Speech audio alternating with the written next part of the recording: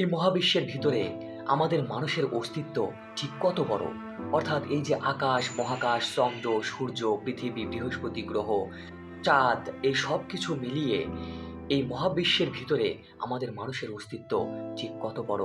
চলুন এ বিষয়ে আপনাদের একটা সুস্পষ্ট ধারণা দেওয়ার চেষ্টা করি। এই যে আমার পিছনে যে মহাকাশ যানটি আপনারা দেখতে পাচ্ছেন, এই মহাকাশ যানটিতে চড়ে আপনি যদি ঠিক উপরের দিকে রওনা হয়ে যান এই মহাবিশ্বের এরিয়া খোঁজার জন্য, এই মহাবিশ্বের সীমানা খোঁজার জন্য, আপনি যদি এই মহাকাশ যানটিতে চড়ে উপরের দিকে রওনা হয়ে যান এবং আপনার যাওয়ার গতিটা যদি হয় আলোর গতি, আলোর গতিটা কীরকম? এখান থেকে যদি আমি একটা লাইট ফোকাস করি, এই লাইটের আলোটা উপরের দিকে পৌঁছাতে, অর্থাৎ এই লাইটের গতিটা হবে প্রতি সেকেন্ডে 4 লক্ষ কিলোমিটার। অর্থাৎ আলো প্রতি সেকেন্ডে 4 লক্ষ কিলোমিটার অতিক্রম করে। এই মহাকাশ যানটিতে চড়ে আপনি যদি ঠিক উপরের দিকে এই মহাবিশ্বের সীমানা খোঁজার জন্য বের হয়ে যান, আমাদের এই সৌরজগতের এরিয়া, অর্থাৎ সূর্যকে কেন্দ্র করে অনবরত যে 8টা গ্রহ ঘুরছে, পৃথিবী, মঙ্গল গ্রহ, বুধ গ্রহ, শনি গ্রহ, এরকম 8টা গ্রহ সূর্যকে কেন্দ্র করে অনবরত ঘুরছে। এই সৌরজগতের এরিয়াটা পার হতে আপনার 1.5 বছর প্রয়োজন। অর্থাৎ 1.5 বছর আপনি যদি প্রতি সেকেন্ডে 4 লক্ষ কিলোমিটার যেতে পারেন, তাহলেই আপনি 1.5 বছরে আমাদের সৌরজগতের এরিয়াটা পার হতে পারবেন।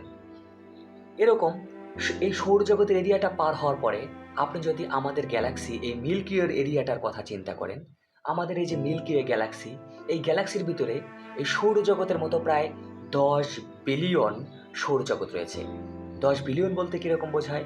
1 বিলিয়ন বলতে 100 কোটি বোঝায়।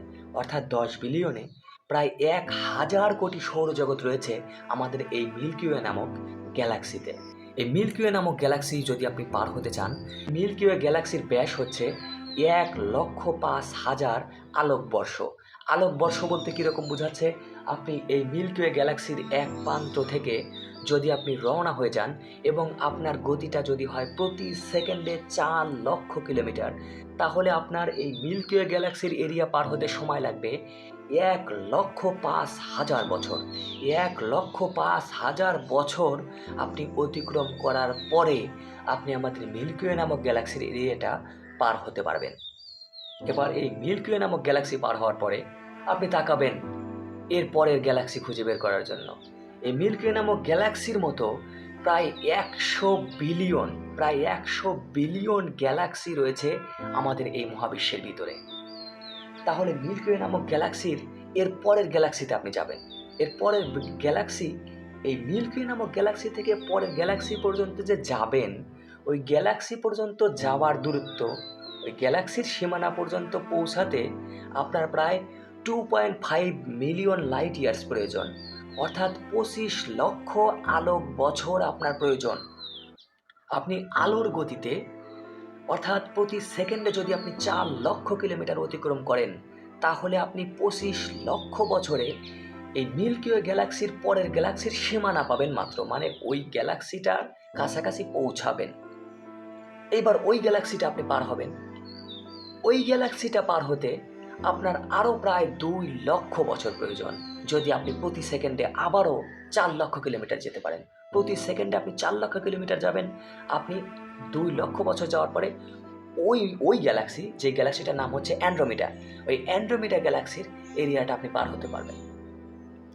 এরকম এই মহাবিশ্বের মধ্যে মাত্র তো 2টা গ্যালাক্সি পার হলাম আমরা, আমাদের এই মিল্কি ওয়ে গ্যালাক্সি এবং এরপরে কি অ্যান্ড্রোমিডা গ্যালাক্সি।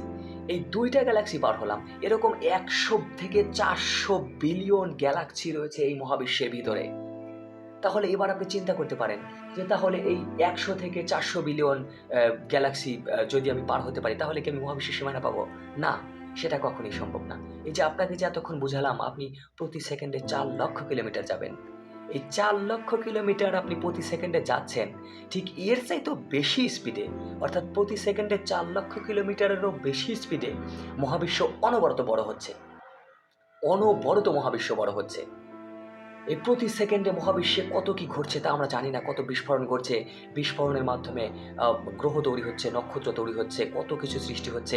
অর্থাৎ প্রতি সেকেন্ডে 4 লক্ষ কিলোমিটার যে আপনি যাচ্ছেন, এর চেয়েও বেশি স্পিডে অনবরত গ্যালাক্সি তৈরি হচ্ছে, অনবরত গ্রহ উপগ্রহ তৈরি হচ্ছে, অনবরত মহাবিশ্ব বড় হচ্ছে। অর্থাৎ মূল কথা, এই যে মহাবিশ্বের এরিয়া আকৃতি, এর তুলনায় আমরা মানুষ একদমই নগণ্য। আমরা কিছুই না। এই যে মহাবিশ্বের মধ্যে আমাদের ছোট্ট একটা গ্যালাক্সি, মিল্কি ওয়ে গ্যালাক্সি। এই যে মিল্কি ওয়ে গ্যালাক্সি, এই মিল্কি ওয়ে গ্যালাক্সির মধ্যে ছোট্ট একটা সৌরজগৎ। এই যে সৌরজগতের কেন্দ্র হচ্ছে সূর্য। এই যে সৌরজগতের তুলনায় আমরা এই যে একটা গ্রহতে বসবাস করি, ছোট্ট একটা গ্রহ পৃথিবী। এই পৃথিবী নামক গ্রহের ছোট্ট একটা পৃথিবী নামক গ্রহের এই ছোট্ট একটা দেশের কোনো এক ছোট জেলার, কোনো এক ছোট থানার, কোনো এক ছোট গ্রামের, কোনো একটা ক্ষুদ্র পরিবারের আপনি একজন সদস্য। এত ছোট হয়ে আমাদের কিসের এত অহংকার? আমরা যেদিন নিজেদের অস্তিত্ব নিয়ে এভাবে কল্পনা করতে পারবো যে এই মহাবিশ্বের তুলনায় সৃষ্টিকর্তার সৃষ্টির কাছে আমরা কিছুই না, আমরা একদমই নগণ্য, সেদিন হতে পারবো। সেদিন আমরা বুঝতে পারবো নিজেকে, আমরা সৃষ্টিকর্তাকে উপলব্ধি করতে পারবো, সৃষ্টিকর্তার সৃষ্টি সম্পর্কে উপলব্ধি করতে পারবো।